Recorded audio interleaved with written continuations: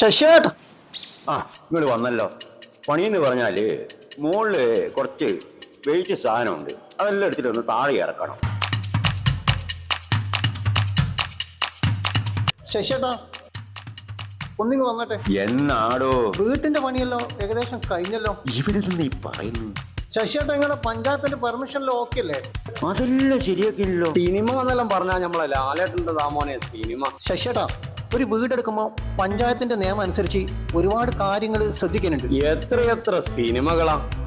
രാജാവിന്റെ മകൻ, അതിലുള്ള ഒറ്റ ഡയലോഗ് പോരെ. അതായത് പഞ്ചായത്ത് ആക്ട് നമ്പർ അനുസരിച്ച് മൈ ഫോൺ നമ്പർ ഈസ് എടാ, ആ നമ്പർ എത്രയാണോ? 2255. ആ 2255 അനുസരിച്ച് ഒരുപാട് കാര്യങ്ങൾ ഇനിയും ചെയ്യാനുണ്ട്.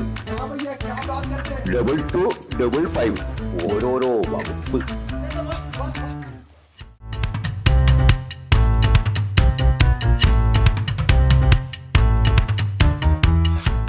ശശിയേട്ടാ, നിങ്ങളെ പണിക്കാരൻ നടുവടിയുന്ന പണിയായത്.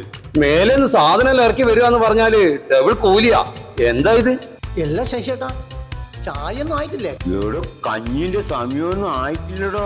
ഒരു ഇടച്ചായ ഉണ്ട് ശശിയേട്ടാ. എന്നാ വാങ്ങിട്ട് വേഗം വരും. ശശിയേട്ടാ, നമ്മക്കൊരു 3 പപ്സാന്നേ വേണ്ടേ. പപ്സ് എല്ലാം കിട്ടിയ പാടാ. ഉറുക്കൻ രണ്ടേ വയ്യ.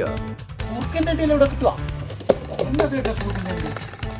കറിയാണോ ഫ്രൈ ആണോ? ചേട്ടാ, അങ്ങനെയാണെങ്കിൽ ഒരു ടച്ചപ്പിന് ഒരു ഉള്ളിയും കൂടി വാങ്ങിക്കാൻ. എടാ, അതിന് മാത്രമുള്ള കുറുക്കനെല്ലാം ഇവിടെ കിട്ടുക. ഇഷ്ടം പോലെ കുറുക്കന്മാർ ഉണ്ടായിരിക്കടാ. ചായയും ഉറുക്കൻ രണ്ടി എത്തി.